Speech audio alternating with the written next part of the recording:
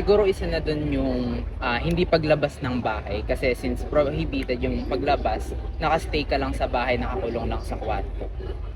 Well, bago mag-pandemya, medyo social po ako sa mga klase ko, ganun. Pero pagdating po ng pandemya, like, naging mag-isa na lang po ako nun. Kinakausap ko pa rin yung mga luma kong kaibigan, pero mas naging secluded po ako sa society nun. Kaya I let myself go talaga during that period. That was 2020, no? So, talagang na-shock ako since hindi ko inakala na hindi ko inakala na ganito pala katagal or ganito pala kalala yung mangyayari noon sa pandemya. Talagang nagbago yung paningin ko sa mundo and sa paligid ko. Nahirapan akong makipaghalubilo sa mga tao, nahirapan ko silang kausapin. Nagkaroon ng mga pagbabagong gusto ko at ayaw ko, positibo at negatibo. So overall, masasabi ko na talagang nakakatakot at nakakainggan yung experience yun na naganap sa akin ng pandemya. Rasyon, di ba? May maraming sardinas, maraming peles, di ba? Pandemic na lang lagi, Kasi maraming mga peles, sardinas. Bilang guro, ang karanasan ko sa gitna ng pandemya ay napakahirap, lalo na sa parte natin mga guro. Kailangan natin maging resilient, kailangan natin mag-adjust and flexible.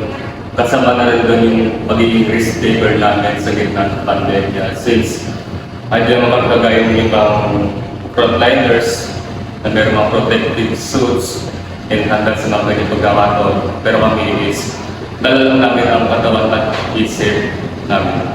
Kaya naging mas challenging para sa aming mga guro etong dumaan na pandemic natin. Since hindi kami trained frontliners, kaya dumagdag yun sa isip namin na napaka-challenging ng pandemya bilang guro.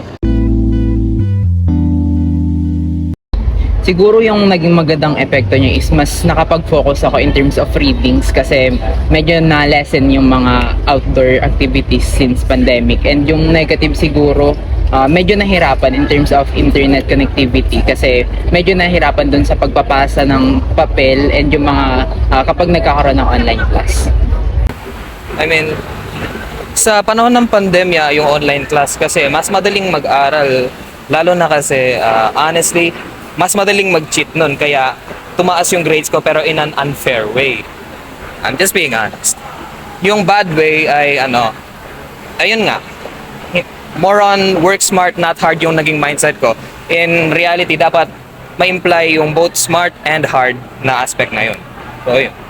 Ang mabuting epekto nito dahil online at saka ikaw lang mag-isa mas kumbaga nakakapag-focus ka. Bale, kung sanay ka mag-isa mag-aral or sanay ka nang mag-isa talaga sa klase or sa school, napakadali lang din itong gawin kasi nasa bahay ka tapos may mga access ka pa sa mga material like yung internet and mga libro sa bahay at napapadali lang nun dahil kahit paano nasa isang komportableng lugar ka. Ang masama lang dito dahil nga available yung internet sa bahay nyo, magiging problema dito is yung napakadaling pandurugas at aminin ko man o sa hindi ay pati ako kahit na isa akong palabasa at matalinong estudyante nun, sabi nga nila napagamit din naman ako ng internet sa isang paraan o kahit paano.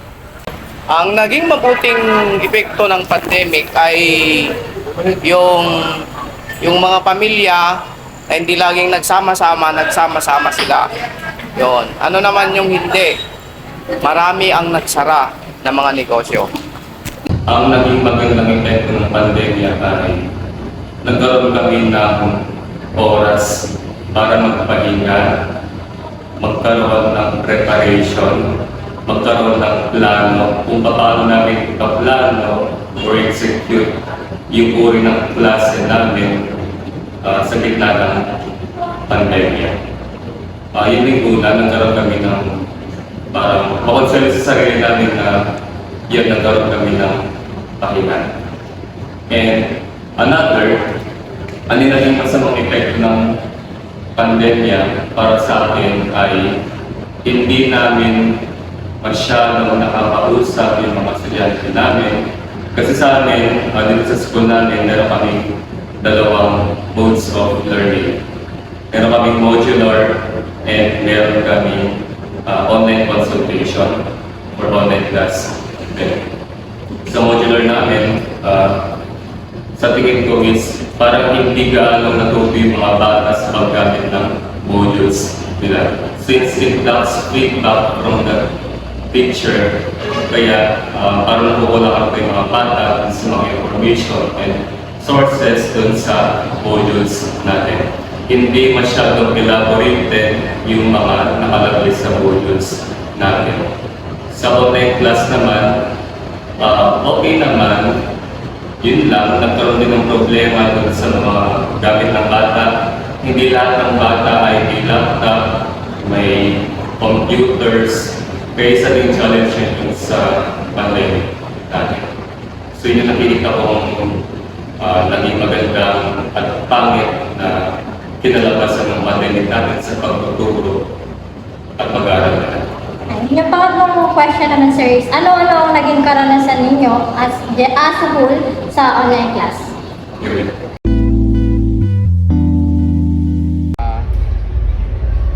Siguro isa na dun yung interaction with the prof na mas naging engaging yung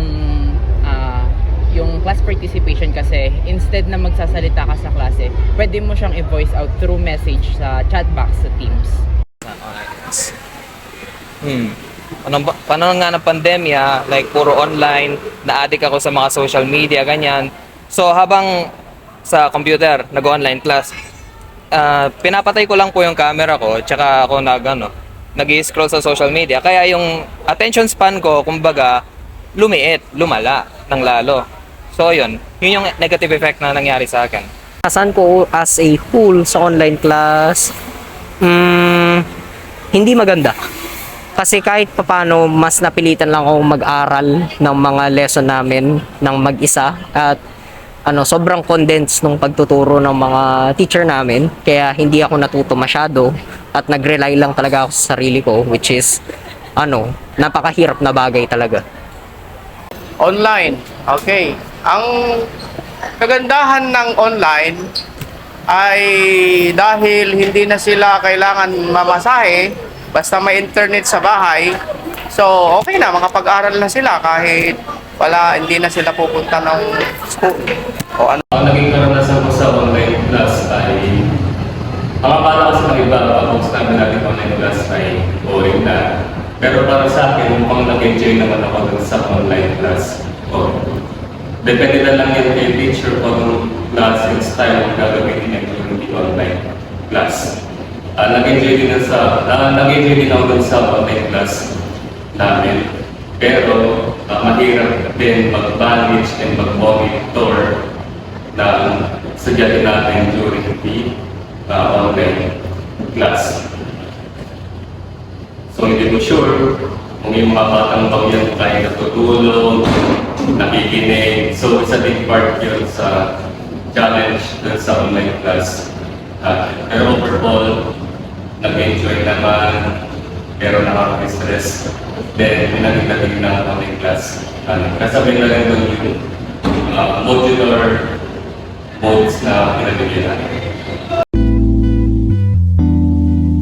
Siguro mas naging mahirap kasi yung internet connectivity, hindi naman lahat may magandang access sa internet. So hindi ganun naging madali para in terms of online class kasi may mga times na may hirapan ka talagang makipakinig sa lessons kapag yung internet mo hindi talaga siya stable. I mean, kapag titignan po natin sa aking pag-aaral, naging okay naman, parang gumanda, like nag-transition yun sa pag-aaral ko ngayon, like mas maganda kumpara sa dati bago magpandemya. Kasi yung ginagawa ko ngayon, mas focus na ako talaga sa pag-aaral kumpara dati. O yun.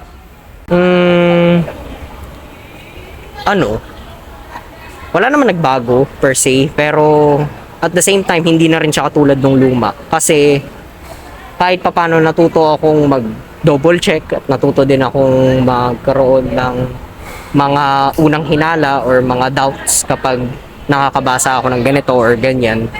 Talagang hindi mo maiiwasan na mayroon talagang impluwensya yung online class sa buhay natin as well as sa paraan natin ng pag-aaral. Aplikasyon sa aking pagtuturo.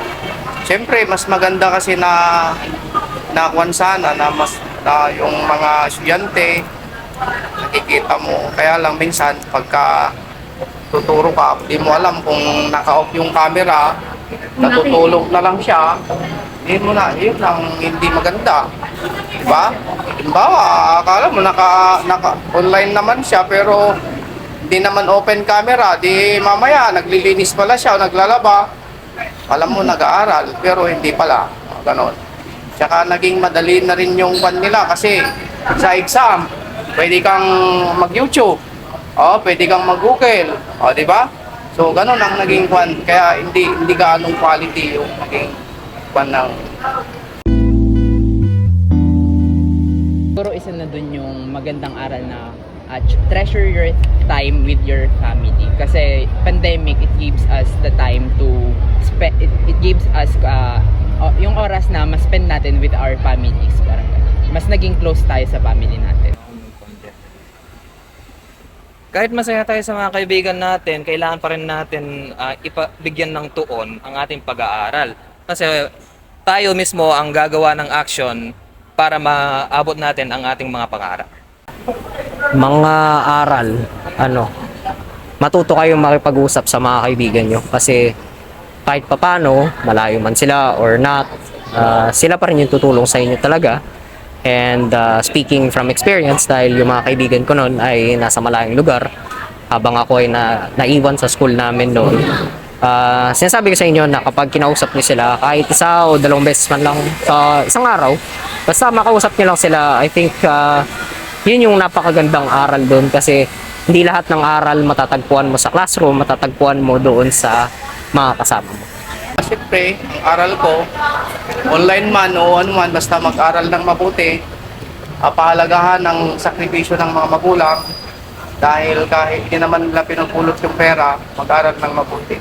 Doon din ang payo ng mga magulang. Bilang guro, ang mga napagtanto ko o naging aral sa akin ay dapat pahalagahan natin kung anong meron tayo.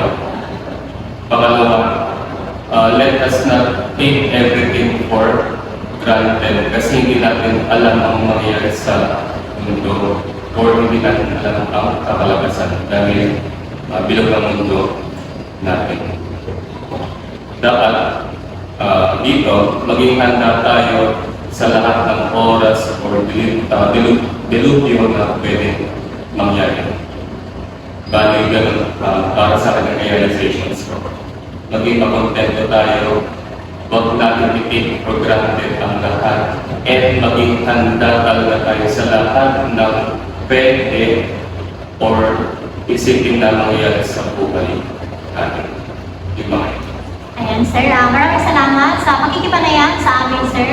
Ayan, Maraming salamat din.